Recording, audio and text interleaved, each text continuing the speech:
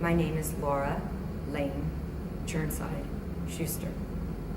And each of those names has a sporting history, starting from the beginning. How has sport impacted my life? Participation in sport has shaped my life.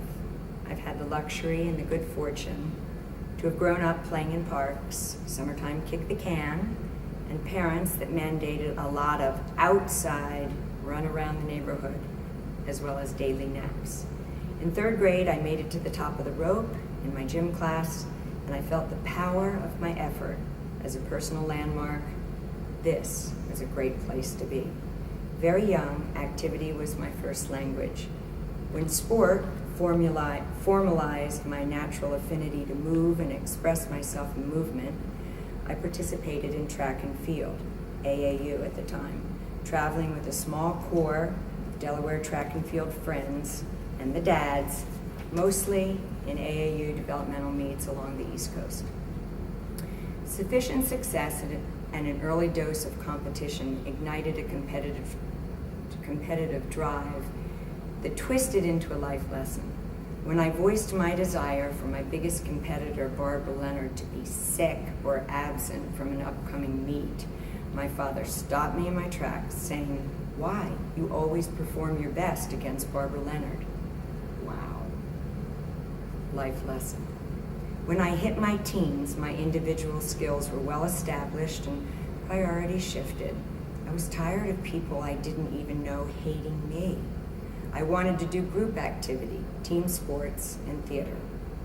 When I quit track, my father and my communication was reduced to the nonverbal. He really thought I was throwing my future away.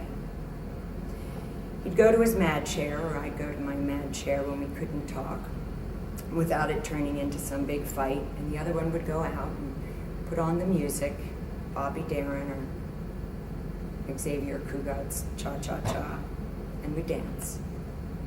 We danced, and I returned to my first language, movement. We said everything without words.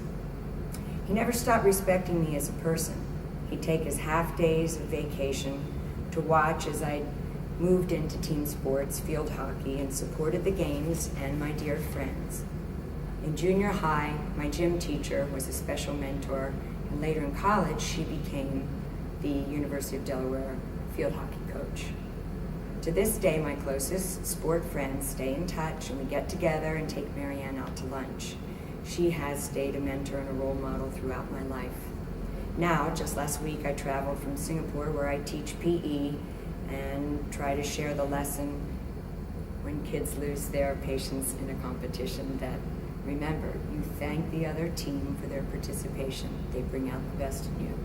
Because without the other team, there is no game. And when there is a score and little kids have a hard time with a score, I remind them that it's just that time ran out and we'll play again tomorrow. I stopped my way to the conference, met up with my friends, and took Marianne again out to lunch. We were tri-captains in college. There was no such thing in any other school. I think we would have had the whole team be captaining if we could. We share our lives now, our families, and are very aware of the fortunate time period we share. We were the last of the pre-scholarship era. We played, we dressed up for Halloween during practices, we created our own rituals, and autumn was hockey season. It wasn't our job, it was what we did because we loved it. Fast forward, beyond college, club hockey, dance, a lab on movement analysis certification, to enjoying the movement development of my own children and each and every student I've taught. I've earned my master's in sport management, and yet I manage a school of 5-year-olds to 12-year-olds. That's enough for me. I went to Indonesia for over 20 years, teaching in the outer islands. The grassroots sports movement is where I began and where I feel most at home. I'm a catalyst and trust my sport experiences have informed and shaped my personality, my profession, and my friendships. At the end of breast cancer, chemo, I was tempted to quit, and I chose the track metaphor from my earlier days to help me get through running the 400 meters. I had 2 extra rounds of chemo. So I likened it to coming off the last turn of the quarter mile.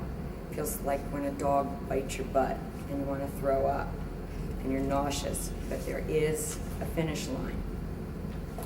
I finished the chemo like I finished the quarter mile, swearing I never wanted to do that again.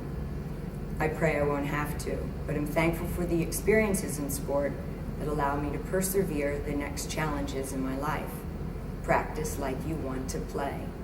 Sport taught me to show up for life like a winner, a team player, like an athlete.